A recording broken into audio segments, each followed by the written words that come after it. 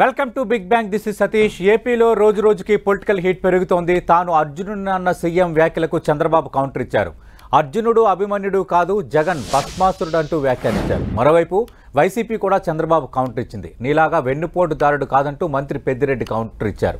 ఓటమి భయంతోనే చంద్రబాబు ఏదేదో మాట్లాడుతున్నారంటూ కామెంట్ చేశారు. మొత్తంగా ఏపీలో కురుక్షేత్ర యుద్ధంగా మాటల దాడి కొనసాగుతోంది. ఈ అంశంపై బిగ్ బ్యాంగ్ డిబేట్లో మాట్లాడబోతున్నాం. చర్చలో పాల్గొంటున్నారు ఏపీ లెదర్ కార్పొరేషన్ చైర్మన్, ఆ పార్టీ అధికార ప్రతినిధిగా ఉన్న కాకమాన్ రాజశేఖర్ గారు, ఇక తెలుగుదేశం పార్టీ నుంచి ఆ పార్టీ నేత, జాతీయ అధికార ప్రతినిధిగా ఉన్న పట్టాభిరామ్ గారు విజయవాడ నుంచి లైవ్లో పాల్గొంటున్నారు. చర్చలోకి వెళ్లే ముందు మొన్న సిద్ధం అంటూ వైఎస్ఆర్ కాంగ్రెస్ పార్టీ నిర్వహించిన సభలో ముఖ్యమంత్రి వైఎస్ జగన్మోహన్ రెడ్డి ఏమన్నారు, దానికి కౌంటర్గా ప్రతిపక్ష నేత చంద్రబాబు నాయుడు ఏమన్నారో ఒకసారి చూద్దాం. ఇక్కడ పాండవ సైన్యం కనిపిస్తా ఉంటే అక్కడ కౌరవ సైన్యం ఉంది. వారి సైన్యంలో దుష్ట చతుష్టయం ఉంది, గజదంగల ముఠా ఉంది. వాళ్లకు వారి వ్యూహాలలో, వారి కుట్రల్లో, వారి కుతంత్రాలలో, మోసపూరిత వాగ్దానాల్లో వెన్నుపోట్లు, పొత్తులు, ఎత్తులు, జిత్తుల పద్మవ్యూహం కనిపిస్తా ఉంది అక్కడ. కానీ పద్మవ్యూహంలో చిక్కుకొని వారి బాణాలకు బలైపోవడానికి ఇక్కడ ఉన్నది అభిమన్యుడు కాదు, ఇక్కడ ఉన్నది అర్జునుడు. నిన్న పురాణాన్ని గురించి మాట్లాడుతున్నాడు. నేను అభిమన్యుడిని కాను, అర్జునుడిని. నువ్వు అభిమన్యుడు కాదు, అర్జునుడివి కాదు, నువ్వు భస్మాసురుడివి. ఎవరైతే ప్రజలు ఓటేశారో వాళ్ళ నెత్తి మీద చేయబెట్టిన వ్యక్తివి నువ్వు. 72 రోజుల్లో ఆ ఓటు నీ నెత్తిన పెట్టి నీకు వ్యతిరేకంగా వేసి నిన్ను భస్మాసుర వధ చేసే బాధ్యత 5 కోట్ల ప్రజానీకం వదని చెప్పి నేను మీకు తెలియజేస్తున్నా. మనం చూసాం కదా ముఖ్యమంత్రి ప్రతిపక్ష నేత వ్యాఖ్యలు. అసలు ఆంధ్రప్రదేశ్లో జరుగుతుంది రాజకీయ యుద్ధమా, కురుక్షేత్ర యుద్ధమా? పురాణాలు, ఈ పాత్రలకు సంబంధించి కౌంటర్లు, ప్రతి కౌంటర్లు కొంత ఇంట్రెస్టింగ్గా మారుతున్నాయి ఆంధ్రప్రదేశ్ రాజకీయాలు. ఇది అంశం మాట్లాడబోతున్నాం. కాకమాన్ రాజశేఖర్ గారు, మాదేమో మేమందరం పాండవులం, వాళ్ళది కౌరవసేన అన్నారు. నేను పద్మవ్యూహంలో చిక్కుకోవడానికి అభిమన్యుని కాదు, నేను అర్జునుడిని అని ముఖ్యమంత్రి మొన్న అన్నారు. దానికి కౌంటర్గా నిన్న ప్రతిపక్ష నేత చంద్రబాబు నాయుడు కామెంట్స్ చూశారు.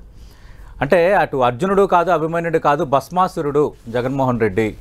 ఇది చంద్రబాబు నాయుడు గారి comment. Good morning sir. Panel ఉన్నటువంటి మిత్రులు, పట్టాభి గారికి కూడా ముందుగా నమస్కారాలు. చాలా స్పష్టంగా సిద్ధం అనేటువంటి కార్యక్రమం ద్వారా జగన్మోహన్ రెడ్డి గారు ప్రజలకు ఒక సందేశం ఇచ్చారు. వాస్తవాలు ఏదైతే ఉన్నాయో కళ్ళకు కట్టినట్టుగా చూపించారు ఆయన. ఈ రాష్ట్రంలో జరుగుతున్నటువంటి అన్యాయాలు, వాళ్ళు చేసేటువంటి కార్యక్రమాలు, దుష్ప్రచారాలు, ప్రభుత్వం పైన, జగన్మోహన్ రెడ్డి గారి పైన బురద జల్లేటువంటి ప్రయత్నం, చివరికి జగన్మోహన్ రెడ్డి గారి కుటుంబంలోనే చిచ్చు పెట్టి మరి వాళ్ళు చేస్తున్నటువంటి విన్యాసాలన్నీ కూడా ప్రజలు గమనిస్తూనే ఉన్నారు. అందుకే చాలా స్పష్టంగా మరి నేను అర్జునుడిని కాదు, నేను మరి అభిమన్యుడిని కాదు, అర్జునుడిని అని చాలా స్పష్టంగా జరిగింది. అంటే ప్రజల మద్దతుతోటి నేను ఉన్నాను కాబట్టి బలి కావడానికి సిద్ధం లేదు, సిద్ధం కాదు నేను అని చాలా స్పష్టంగా చెప్పడం జరిగింది. అంటే ఇందులో జగన్మోహన్ రెడ్డి గారు చెప్పినటువంటి మాటల అంతర్థం ఏంటంటే, ఈరోజు అధికారంలోకి వచ్చిన నాటి నుంచి ఈరోజు వరకు కూడా అనేకమైనటువంటి సంక్షేమ అభివృద్ధి కార్యక్రమాలతో శరవేగంగా ప్రభుత్వాన్ని నడుపుతున్నటువంటి సందర్భంలో మరి ముఖ్యంగా ఎస్సీ, ఎస్టీ, బీసీ మైనారిటీలను, పేదవాళ్లను, అగ్రవర్ణాల్లో ఉన్నటువంటి పేదవాళ్ళను, అట్టడుగు వర్గాలను ఆదుకున్నటువంటి పరిస్థితుల్లో గత ప్రభుత్వం 650 హామీలు ఇచ్చి విస్మరించి వదిలేసినటువంటి పరిస్థితుల్లో మరి ఈరోజు సంక్షేమ కార్యక్రమాల ద్వారా అభివృద్ధి కార్యక్రమాల ద్వారా ముందుకెళ్తూ ఎన్నికల సందర్భంగా మరి జగన్మోహన్ రెడ్డి గారు ఈ మాటలు మాట్లాడడం జరిగింది. అంటే ఓటేసిన ప్రజల తలపై చేయి పెట్టి వాళ్ళ జీవితాలను భస్మం చేస్తున్నారు, అందుకే భస్మాసురుడు అవుతాడు జగన్మోహన్ రెడ్డి, ఆయన జగనాసురుడిని ఓటుతో తరిమి కొట్టండి, ఇది నిన్న చంద్రబాబు నాయుడు కామెంట్స్. అది ప్రజలు నిర్ణయిస్తారు. గతంలో 14-19 ఎన్నికల తర్వాత ఆ మధ్యలో ఉన్నటువంటి 14-19 మధ్యలో వాళ్ళ పరిపాలనను ప్రజలు చూశారు కాబట్టే మరి ఎవరు భస్మాసురుడు అనేటువంటిది నిర్ణయించారు కాబట్టే ప్రజలు 23 సీట్లకే పరిమితం చేసినటువంటి పరిస్థితులు స్పష్టంగా ఉన్నాయి. లేనప్పుడు కానీ మేము ఈరోజు జగన్మోహన్ రెడ్డి గారు ఏం చెప్తున్నారు, మీకు మేలు చేసినట్లయితే అని మీరు నమ్మితేనే నన్ను ఆశీర్వదించండి. చాలా క్లియర్గా ఓపెన్గా ఆ మాట చంద్రబాబు నాయుడు గారు చెప్పగలరండి. నా 14 ఏళ్ల పరిపాలనలో కానివ్వండి, లేదా 14 నుంచి 19 పరిపాలనలో కానీ నేను చేసినటువంటి పరిపాలన చూసి నాకు ఓట్లేయండి అని అడగమనండి. ఈ రోజుకి ఆ మాట అడిగినటువంటి పరిస్థితి లేదు ఆ పార్టీలో ఏ ఒక్కరు కూడా. కానీ చాలా స్పష్టంగా మా నాయకుడు మా పరిపాలన చూసి మీకు మేలు చేశానని నమ్మితేనే మీరు మమ్మల్ని ఆశీర్వదించండి అని మాట్లాడారు. సో అక్కడే అర్థమైపోతుంది వాళ్ళు చేసినటువంటి గతంలో వాళ్ళు చేసినటువంటి అన్యాయాలు, అకృత్యాలు, దౌర్జన్యాలు వాటి గురించి ఏం చెప్తారు వాళ్ళు చెప్పుకోవడానికి ఏం లేదు. ఒక్క పథకం 14 ఏళ్లలో ఈ పథకం చెప్పగానే చంద్రబాబు నాయుడు గారి పేరు గుర్తొచ్చేది ఉంటుంది. ఏమన్నా చెప్పమానండి. రాజశేఖర రెడ్డి గారు పరిపాలన ఇచ్చారు, ఆరోగ్యశ్రీ అనగానే రాజశేఖర గారు గుర్తొస్తారు, లేదా ఫీజు రీఎంబర్స్మెంట్ అనగానే రాజశేఖర గారు గుర్తొస్తారు. ఈరోజు జగన్మోహన్ రెడ్డి గారు ఒక్క పథకం కాదు కదా, అవి రెండు కంటిన్యూ చేస్తూనే మరి నాడు నేడని విద్యార్థులకైతేమి, లేదా రైతులకైతేమి, మరి వైద్య రంగం అయితేమి, అన్ని రంగాల్లో కూడా మరి ముందుకు తీసుకున్నటువంటి పరిస్థితులు, డెవలప్ చేసినటువంటి పరిస్థితులు చెప్పుకోవడానికి ఎన్నో ఉన్నాయి. చెప్పుకుంటూ పోతే సమయం కూడా సరిపోదు కాబట్టి అన్ని ఉన్నాయి కాబట్టి మేము ధైర్యంగా మాట్లాడగలుగుతున్నాం. వై నాట్ 175 అని. ఓకే, పట్టాభిరామ్ గారు, సార్ అసలు ఆంధ్రప్రదేశ్లో జరుగుతుంది రాజకీయ యుద్ధమా లేదంటే కురుక్షేత్ర యుద్ధమా? అటేమో ముఖ్యమంత్రి నేను పద్మవ్యూహంలో చిక్కుకోవడానికి అభిమన్యుని కాదు అర్జునుడిని, మీది కౌరవసేన అని ఆయన అంటున్నారు. అర్జునుడు అభిమన్యుడు కాదు భస్మాసురుడు అని మీ పార్టీ అధినేత ప్రతిపక్ష నేత చంద్రబాబు నాయుడు అంటున్నారు. ఏంటి సార్ ఈ పురాణాలు, ఈ పాత్రలు, ప్రస్తావనలతో రెండు పార్టీలు మాట్లాడుకోవడాన్ని ఎలా అర్థం చేసుకోవాలి? సతీష్ గారు, మీకు ప్యానెల్లో ఉన్నటువంటి మిత్రులు కాకుమాన్ గారికి, 10 టీవీ ప్రేక్షకులందరికీ కూడా శుభోదయం. Good morning sir. ఈ రాష్ట్ర ముఖ్యమంత్రి గారికి బాగా అలవాటైనటువంటి పని ఏంటంటే, ఎవరో ఏదో స్క్రిప్ట్ రాసిస్తారు, ఆ కాగితం ముందేసుకుని ఈయన చదువుతా ఉంటాడు. మనందరం అది ప్రత్యక్షంగా ప్రతిసారి చూసేదే. కాబట్టి ఆ స్క్రిప్ట్ రైటర్లు ఏదో కొంత దానిలో మసాలా చేర్చడానికి ప్రయత్నం చేస్తూ ఉంటారు. ఏదో పురాణాల్లో పాత్రలు తీసుకొచ్చి ఇంకొక రకంగా. ఎందుకంటే ఆయనకి చెప్పుకోవడానికి ఏం లేదు కదా సతీష్ గారు. ఏం చెప్పుకుంటాడు ఆయన? పేదవాడికి పట్టెడు అన్నం పెట్టేటటువంటి అన్న క్యాంటీన్లు మూసేశానని చెప్పుకుంటాడా? లేదంటే మద్యపానం నిషేధం చేసి కానీ మీ దగ్గరికి ఓట్లు అడగటానికి నేను రాను అని చెప్పి ఇవాళ కల్తీ సారాన్ని, కల్తీ మద్యాన్ని ఏరులై పారిస్తూ మళ్ళీ మీ ముందుకు వచ్చానని ఏ మొఖం పెట్టుకుని చెప్తారండి రాష్ట్ర ముఖ్యమంత్రి గారు? అందుకని చెప్పుకోవడానికి ఏం లేక ఇట్లా పురాణాలు, పాత్రలు వీటిని అడ్డం పెట్టుకుని ఏదో టైం పాస్ చేస్తూ ఉంటారు ఆయన సభల్లో. కాబట్టి ఖచ్చితంగా ఆయన మాట్లాడినప్పుడు దానికి మేము స్పందించాల్సిన అవసరం ఉంది. కాబట్టి ఇవాళ ఉన్నటువంటి వాస్తవాన్నే చంద్రబాబు నాయుడు గారు చెప్పారు. ఇవాళ రాష్ట్రం ఉన్నటువంటి అన్ని వర్గాల ప్రజల యొక్క నెత్తిపైన భస్మాసుర హస్తం పెట్టి వాళ్ళని పూర్తిగా కూడా సర్వనాశనం చేసినటువంటి వ్యక్తి ఈ రాష్ట్ర ముఖ్యమంత్రి జగన్మోహన్ రెడ్డి గారని చంద్రబాబు నాయుడు గారు వ్యాఖ్యానించిన దానిలో తప్పే ఉందండి. నిజం కానిదేముంది? ఇవాళ జరుగుతున్నది అదే కదా. ఏ వర్గాన్ని వదిలిపెట్టారు ఇవాళ వాళ్ళ పార్టీ సొంత ఎమ్మెల్యే ఆదిమూలం గారు, సత్యవేడు ఎమ్మెల్యే ఆదిమూలం గారు నిన్న మీడియా ముందుకు వచ్చి ఆయన ఏం మాట్లాడారో ఒక్కసారి వినమనండి. ఆయన దళిత, ఇప్పుడు మన కాకుమాని గారి సామాజిక వర్గానికి చెందినటువంటి ఒక దళిత సోదరుడు కాబట్టి కాకుమాని గారిని కానీ లేదంటే వైసీపీ నాయకులు వినమని ఆయన చెప్తాడు వీళ్ళ పార్టీ పరిస్థితి ఏంటో, వీళ్ళ ముఖ్యమంత్రి గారి పరిస్థితి ఏంటో. ఆయన చాలా స్పష్టంగా ఎస్సీ ఎమ్మెల్యేలు అంటే గొర్రెల కాపర్లు అనుకుంటా ఉన్నారా? మీ ఇష్టానుసారం బంతాట ఆడతారా మాతో అని ఆయన ఎస్సీ దళిత బిడ్డలు వైసీపీ పార్టీలో ఎన్ని అవమానాలకు గురవుతా ఉన్నారో.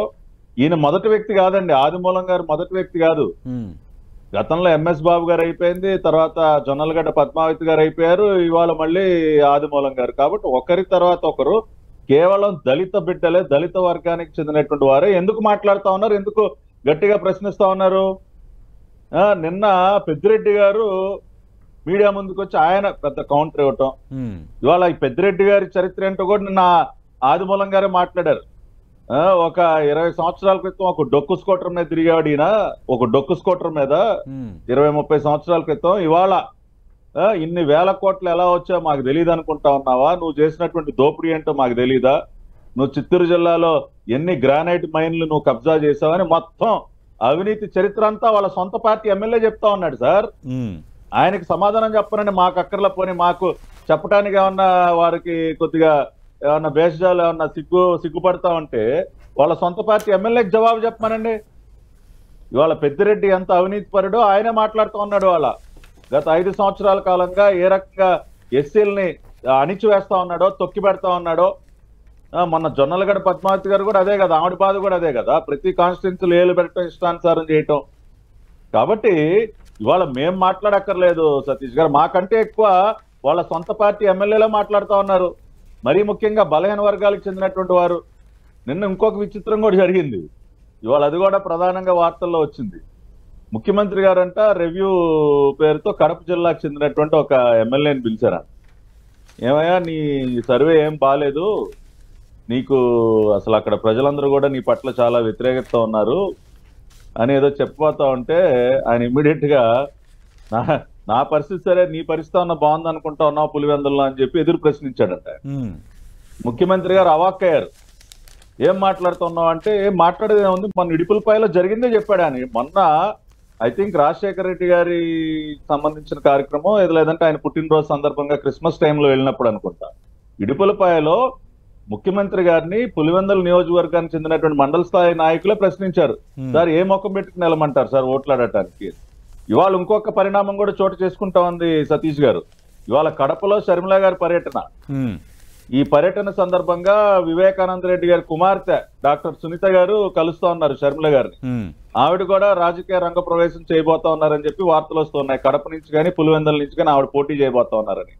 కాబట్టి ఇవాళ ఒక బాణం సరే వెనక్కి తిరిగింది, ఇప్పుడు రెండో బాణం కూడా. ఇప్పుడు డాక్టర్ సునీత గారు కూడా ఆవిడ చేస్తున్నటువంటి న్యాయ పోరాటం ఏంటో మనం చూస్తున్నాం. ఇవాళ వెన్నుపోట్ల గురించి వీళ్ళు మాట్లాడేదేంటి సార్? సొంత చిన్నానికి గొడ్డలు పోటేసి సొంత చెల్లెలు డాక్టర్ సునీత గారికి వెన్నుపోటు పొడిచింది జగన్మోహన్ రెడ్డి గారు. సిబిఐ ఎంక్వైరీ చేయించుతా, హంతకులు అంతు తెలుస్తానని చెప్పి మాయమాటలు చెప్పి డాక్టర్ సునీత గారికి వెన్నుపోటు పొడిచింది జగన్మోహన్ రెడ్డి గారు కదా. ఇవాళ డాక్టర్ సునీత గారు ఎందుకు ఎదురు తిరగాల్సినటువంటి పరిస్థితి వచ్చింది?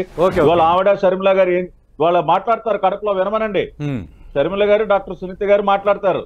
వాళ్ళిద్దరు చెల్లెలకి, జగన్మోహన్ రెడ్డి గారి చెల్లెళ్ళిద్దరికి జవాబు చెప్పమనండి. ఇవాళ ఏం అభివృద్ధి సార్? ఒక్క విషయం సార్, ఒక్క మాట చెప్పు, ఒక్క పాయింట్.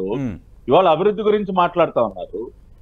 ఇవాళ ఒక ప్రధానమైనటువంటి వార్త ఏంటంటే దినపత్రికలు ఎంత బాధేస్తా ఉందంటే సతీష్ గారు, మీరు రోడ్డు వేస్తే మేము తవ్వేస్తాం. హిందూపురంలో రోడ్ల పరిస్థితి బాగోక అక్కడ గ్రామస్తులందరూ బాధపడతా ఉంటే బాలకృష్ణ గారు తమ సొంత నిధులతో, అదేవిధంగా మా పార్టీకి చెందినటువంటి ఎంపీ ల్యాడ్స్ ఫండ్స్ తో హిందూపురం నియోజకవర్గం లేపాక్షి మండలం నాయనపల్లి ఎస్సీ కాలనీలో ఆయన ఒక రోడ్డు వేయించారు. ప్రజలు ఇబ్బంది పడతా ఉన్నారు. వేయించితే నిన్న వెళ్ళి పొక్లేన్లు పెట్టి తవ్వేశారు సతీష్ గారు ఆ రోడ్డు, వేసినటువంటి రోడ్డు. ఇది ఎంత దుర్మార్గం సార్? ఇది చూడండి, మీరు రోడ్డు వేస్తే మేము తవ్వేస్తాం, ఫోటోలు. ఇది నిజంగా ఏమన్నా ఇప్పుడు ప్రజలకి మేలు చేయటం కోసం ఒక బాధ్యత గల ఎమ్మెల్యేగా బాలకృష్ణ గారు ఆయన ప్రభుత్వ నిధులతో కాదు, ఆయన సొంత నిధులతో, ఎంపీ గారి నిధులతో వేయించితే అభ్యంతరం ఏంటి సార్? వచ్చి ఉన్నటువంటి రోడ్డుని తవ్వేస్తారు. మీరు గుంటలు కూడా పోడ్చరు, ఎవరన్నా వచ్చి సహాయం చేస్తే అటువంటి రోడ్డు కూడా ధ్వంసం చేస్తారు. మీరు అభివృద్ధి గురించి ఏం మాట్లాడతారు కాకుమాన్ గారు? రైట్. కాకమాన్ రాజశేఖర్ గారు చాలా అంశాలని ప్రస్తావిస్తున్నారు. మీ శాసనసభ్యుడు ఆదిమూలం చేసిన వ్యాఖ్యలు, అలాగే ఈరోజు వైఎస్ షర్మిల కడప వెళ్తున్నారు, వైఎస్ సునీత ఆమె ఈరోజు వైఎస్ షర్మిలాని కలుస్తారు, వాళ్ళిద్దరు మీడియా సమావేశం నిర్వహిస్తారు. ఇక అన్ని అంశాలని తెలుగుదేశం పార్టీ తెర ముందుకు తెస్తుంది.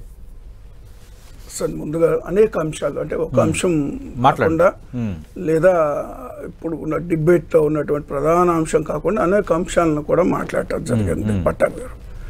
ముందుగా ఒక ఎవరో రాసినటువంటి స్క్రిప్ట్ జగన్మోహన్ రెడ్డి గారు చదువుతున్నారు అంటే చెప్పుకోవడానికి ఏం లేక ఈ పురాణాలు అర్జునుడు అభిమన్యుడు ఇలాంటి డైలాగులు మాట్లాడుతున్నారు. ఇది టీడీపీ జగన్మోహన్ సార్ ఒకళ్ళు రాసినటువంటి స్క్రిప్ట్ కాదు, వాస్తవాలకు అనుగుణంగా ప్రజలకు మేము ఏమైతే హామీ ఇచ్చామో ఆ హామీలను ఏ విధంగా నెరవేర్చాము, ఏ మేరకు నెరవేర్చాము, 99.5% నెరవేర్చామని చాలా స్పష్టంగా చెప్పడం జరిగింది.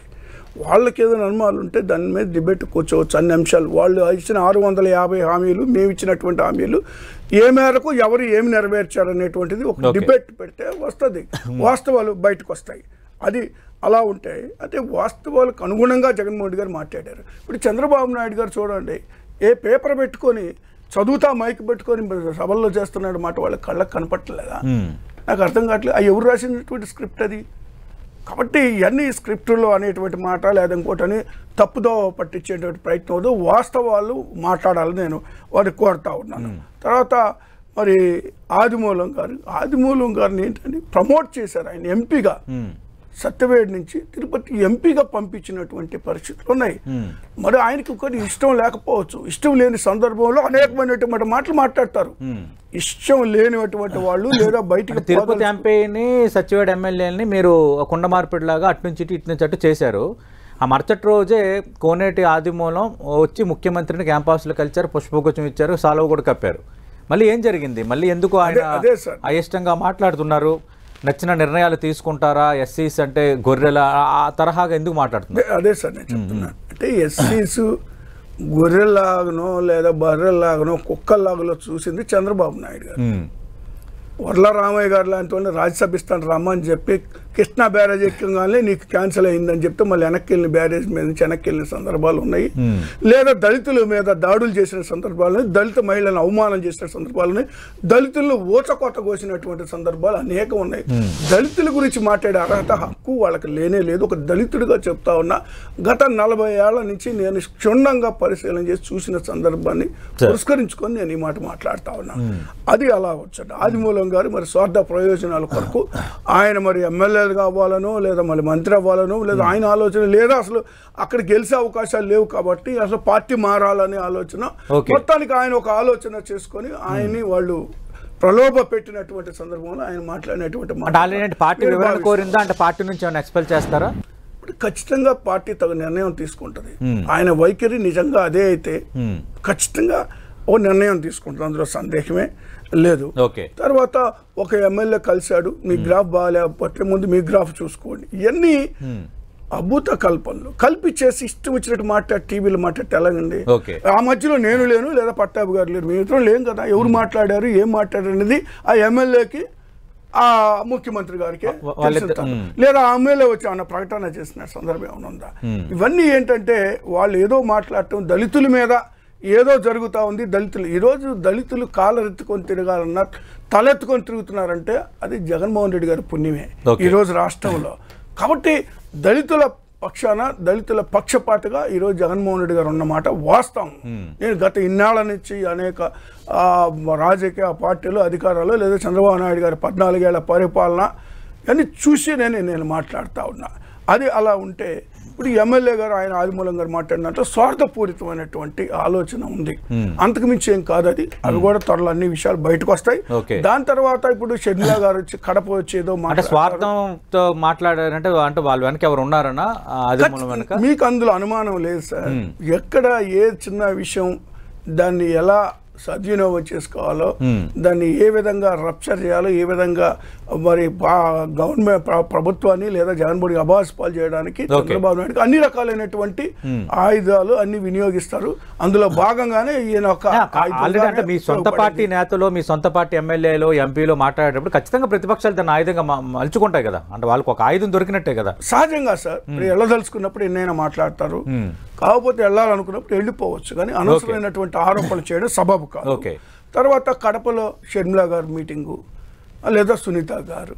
అంటే మేము మొదటి నుంచి ఏం చెప్తున్నామంటే జగన్మోహన్ రెడ్డి గారి కుటుంబంలోనే చిచ్చు పెట్టినటువంటి ఘనత, చిచ్చు పెట్టినటువంటి చరిత్ర చంద్రబాబు నాయుడు గారిదని మేము ముందు నుంచే చెప్తున్నాం. ఈరోజు వాళ్ళ కుటుంబంలో వాళ్ళు ఈ విధంగా మాట్లాడుతున్నారంటే మీరు అర్థం చేసుకోవచ్చు, ఇందులో కాంగ్రెస్ పార్టీ వెనకాల ఉంటుంది, లేదా చంద్రబాబు నాయుడు గారు వెనకాల నుండి నడిపిస్తున్నటువంటి పరిస్థితులు ఈరోజు స్పష్టంగా కనపడుతున్నాయి. ఈరోజు ఇప్పుడు మేమేమి జగన్మోహన్ రెడ్డి గారు కానీ లేదా మేమెవరో కూడా వీళ్ళేదో అనుకూలంగా మాట్లాడతారు, లేదంటే వీళ్ళేదో జగన్మోహన్ రెడ్డి గారు సమర్థిస్తారని మేము చెప్పలేదే. రాజకీయ ప్రయోజనాల కొరకు, వాళ్ళ స్వార్థ ప్రయోజనాల కొరకు వాళ్ళు చేస్తున్నటువంటి ఆరోపణలు, అది వాళ్ళ ఉనికిని కాపాడుకోవటానికి ఏ విధంగా ఉండాలనేటువంటిది కేవలం వాళ్ళ. కాకమన్ రాజశేఖర్ గారు ఈ అంశం ప్రస్తావన వచ్చింది కాబట్టి వైఎస్ విజయమ్మ గతంలో మీకు వైఎస్ఆర్ కాంగ్రెస్ పార్టీకి గౌరవ అధ్యక్షురాలుగా పనిచేశారు, ఆ తర్వాత ఆమె రాజీనామా చేశారు. తిరిగి ఆమె ప్రచారానికి రాబోతున్నారు ఆంధ్రప్రదేశ్లో వైఎస్ జగన్మోహన్ రెడ్డికి తరపున ప్రచారం చేయడానికి, వైసీపీ తరపున ప్రచారం చేయడానికి అంటూ కొన్ని వార్తలు వస్తున్నాయి. మీరు పార్టీకి సంబంధించిన పెద్ద నేతలతో సన్నిహితంగా మెలుగుతారు. మీరు నిజంగా అలాంటి వాతావరణం ఏమైనా ఉందా? నిజంగా వైఎస్ విజయమ్మ వైఎస్ జగన్మోహన్ రెడ్డి తరపున ప్రచారానికి నిజంగా రంగంలో దిగబోతున్నారా? ఇప్పుడు జరుగుతున్నటువంటి పరిణామాలు చూస్తూ ఉంటే మరి షర్మిల గారు తెలంగాణలో పార్టీ పెట్టి తెలంగాణ బిడ్డను లేదా తెలంగాణ మెట్టినీళ్ళు నాది అదని ఇదని ఏడో పార్టీ పెట్టి నేను అధికారంలోకి వస్తాను అనేటువంటి ధీమాతో వారు పార్టీ పెట్టి తిరుగుతున్నటువంటి సందర్భంలో విజయమ్మ గారు ఆంధ్రప్రదేశ్లో ఉన్నటువంటి వైఎస్ఆర్ కాంగ్రెస్ పార్టీకి రాజీనామా చేసి వారు ఇక్కడికి వచ్చి మరి బిడ్డగా మరి మద్దతుగా నిలబడాలి, ఆడబిడ్డ అనే ఉద్దేశంతో వచ్చి మద్దతుగా నిలబడ్డారు. అయితే జరిగినటువంటి పరిస్థితులు ఏంటి? ఆవిడ ఒక్కసారిగా ఏ ఒక్కరితో సంప్రదించకుండా తెలంగాణలో ఉన్నటువంటి నాయకులు వాళ్ళని ఎవరైతే నమ్ముకున్నారో వాళ్ళందరినీ నట్టేట ముంచి వైఎస్ విజయమ్మ మళ్ళీ వైఎస్ జగన్మోహన్ రెడ్డి తరపున ప్రచారం ఏమైనా చేయబోతున్నారా? నిజంగా రంగంలో దిగబోతున్నారా? నిన్న కొన్ని వార్తలు రావటం, ఆ వార్తల మీద మళ్ళీ సోషల్ మీడియాలో కొంత చర్చ జరుగుతోంది. నిజంగా ఆ తరహా వాతావరణం ఏమైనా పార్టీలో కనిపిస్తుందా? రెండు మాత్రం వాస్తవం సార్, రెండు విషయాలు. ఒకటి, షర్మిల గారు ప్రవర్తిస్తున్నటువంటి తీరు, మాట్లాడినటువంటి మాటలు, పైన ఉన్నటువంటి రాజశేఖర రెడ్డి గారు ఆత్మక్షోభించిన మాట వాస్తవం.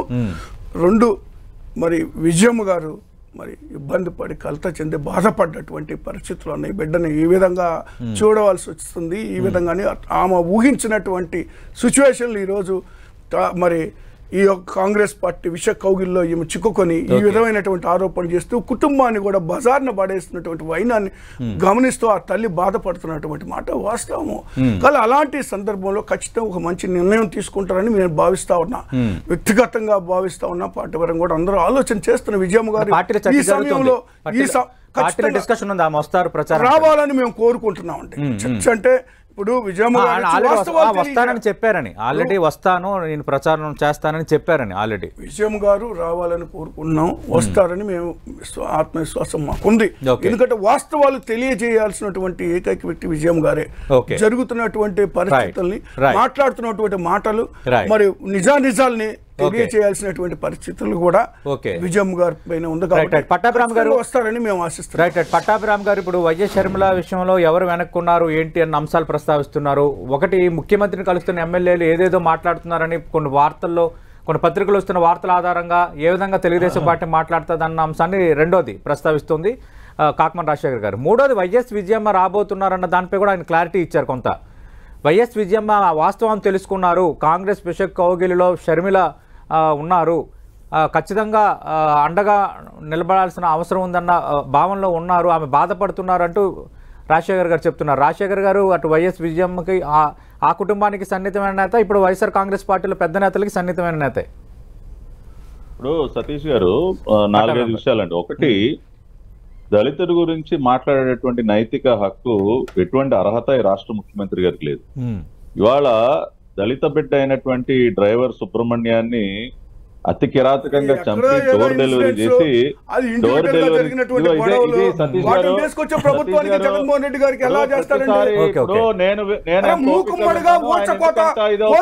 చరిత్ర తెలుగుదేశం పార్టీ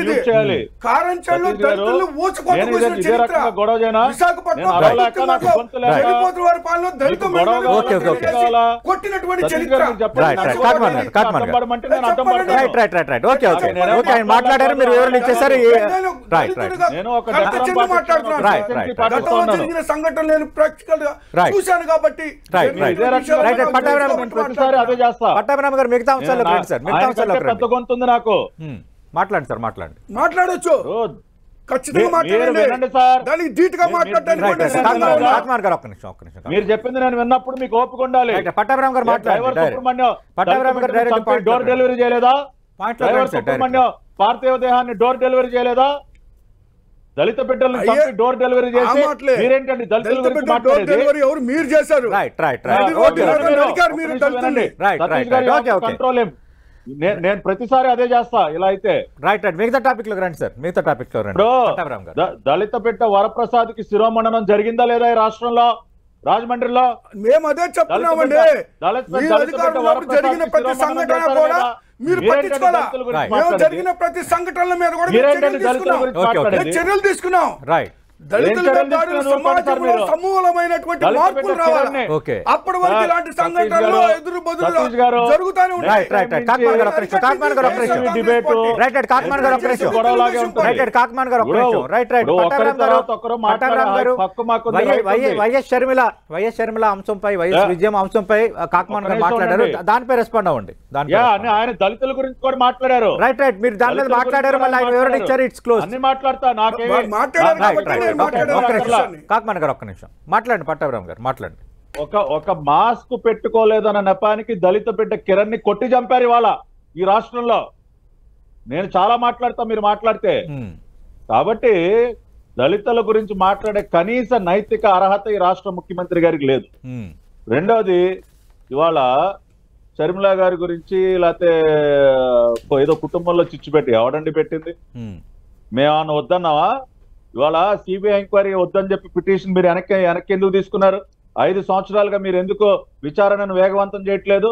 ఎందుకు సిబిఐ ఆఫీసర్లను అడ్డుకుంటా ఉన్నారు? ఎందుకు డాక్టర్ సునీత మీకు వ్యతిరేకంగా ఇవాళ ప్రతి రోడ్డు తిరుగుతా ఉందా? ఢిల్లీ వీధుల్లో ఢిల్లీ చక్కర్లు ఎందుకు కొడతా ఉంది? న్యాయస్థానాల చుట్టూ ఎందుకు తిరుగుతా ఉంది? ఎందుకు మీరు 5 సంవత్సరాలు ముఖ్యమంత్రిగా ఉండి ఇవాళ వివేకానంద రెడ్డి గారు హంతకులు ఎవరో మీరు ఎందుకు తేల్చలేకపోయారండి? ఎవరండి చిచ్చు పెట్టింది? ఇవాళ విజయమ్మ గారు వస్తారంట. అరే, ఉన్నటువంటి పదవి పీకేసి ఆవిడ దోసేశారు బయటికి. ఇవాళ ఏ హోదాలో వస్తారండి విజయమ్మ గారు? ఏ హోదాలో వచ్చి ప్రచారం చేస్తారు? గౌరవ అధ్యక్షురాలుగా ఒక పబ్లిక్ మీటింగ్ లో రిజైన్ చేశారు. తెలంగాణ పార్టీలోకి రావడానికి నేను మధ్యలో మాట్లాడుతుంది కూడా అందుకేనండి. Right right. అంటే తల్లి హోదాలో వస్తారు అని, తల్లి హోదాలో వస్తారండి. మీరు మీకు అవకాశం ఇచ్చారు, మీరు మాట్లాడారు. పట్టాభిరామ్ గారు ప్రతిసారి నేను అదే చేస్తా. పట్టాభిరామ్ గారు మాట్లాడండి. ఇప్పుడు విజయమ్మ గారిని గౌరవాధ్యక్షురాలుగా ఉంటే బలవంతంగా రాజీనామా చేయించి బయటికి దోచేశారు. ఇవాళ ఆవిడ మళ్ళీ ఏ హోదాలో వస్తారండి? ఇవాళ ఆవిడ చాలా స్పష్టంగా నేను ఇక షర్మిలతోనే ఉంటాను, నా బిడ్డతోనే ఉంటాను. ఇవాళ ఆవిడకే నేను అండగానే ఆవిడ అలాగే ఉంటా ఉన్నారు ప్రతి సందర్భంలో. సరే, వాళ్ళు ఏదైనా ఆశలు పెట్టుకుంటే పెట్టుకోవచ్చు, కానీ నేనేమి దాన్ని ఏమీ కాదనట్లేదు. బట్ అవేమి జరిగే పనులు కాదు. ఇవాళ మేము మాట్లాడేవన్నీ కూడా వాళ్ళ పార్టీ నాయకులు ఏం మాట్లాడుతూ ఉన్నారు, ఎమ్మెల్యేలు ఏం మాట్లాడుతూ ఉన్నారు, వాటిని మాట్లాడుతున్నారు. రెండోది ఏంటి, 99% హామీలు నెరవేర్చారా సార్?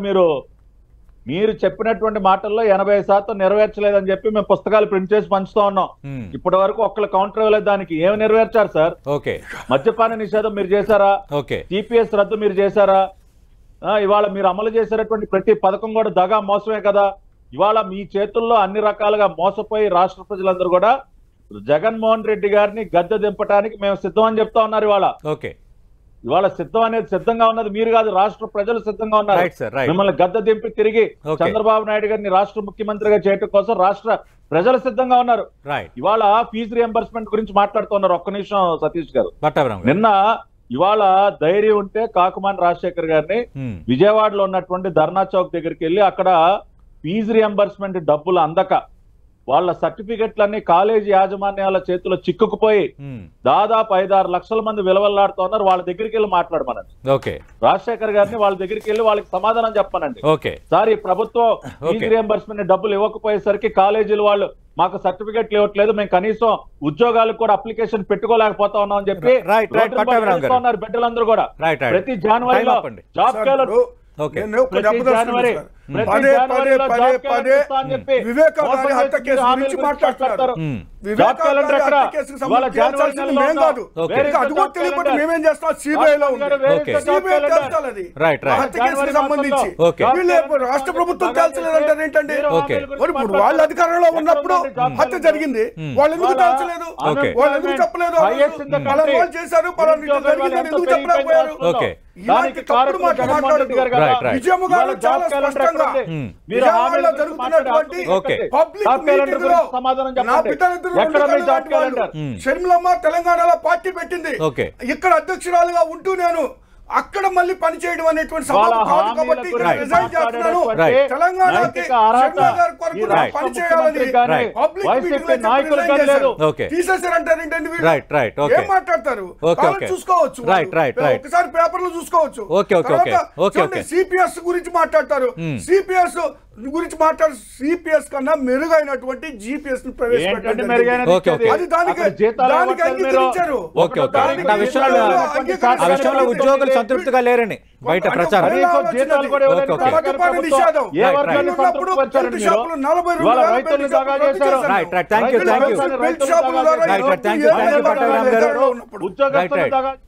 థ్యాంక్ యూ కక్మాన్ రాజశేఖర్ గారు. మనం చూస్తున్నాం అంటే ఆంధ్రప్రదేశ్లో జరుగుతుంది కురుక్షేత్ర యుద్ధం అన్నట్టుగా వ్యాఖ్యలు ప్రతి వ్యాఖ్యలు ఉంటున్నాయి. అదే సందర్భంలో ఈరోజు వైఎస్ షర్మిల కడప వెళ్తున్న అంశాన్ని తెలుగుదేశం పార్టీ ప్రస్తావిస్తోంది. వైఎస్ సునీత కలుస్తారు కాబట్టి ఖచ్చితంగా మీడియా సమావేశంలో కీలక విషయాలు మాట్లాడతారని టీడీపీ అంటోంది. వైఎస్ విజయమ్మ పార్టీలోకి రావాలంటే పార్టీ తరఫున ప్రచారం చేయాలని అందరం కోరుకుంటున్నాం, దేర్ ఇస్ డిస్కషన్ అని కాకమాన్ రాజశేఖర్ గారు చెప్తున్న వాతావరణం కూడా కనిపిస్తుంది. ఏదేమైనా అటు పరిణామాలు స్పీడ్గా ఊపందుకుంటున్నాయి. అదే సందర్భంలో వైఎస్ఆర్ కాంగ్రెస్ పార్టీకి సంబంధించి సచివేడు ఎమ్మెల్యే కోనేటి ఆదిమూలం చేసిన వ్యాఖ్యలను తెలుగుదేశం పార్టీ మళ్ళీ తెర ముందుకు తెస్తుంది. ఎంపీగా ప్రమోషన్ చేసిన ఆదిమూలం ఎందుకు అలా మాట్లాడుతున్నారన్న అంశంపై కూడా కొంత రాజకీయంగా రచ్చ నడుస్తోంది. ఇది ఇవాల్టి బిగ్ బ్యాంగ్ డిబేట్.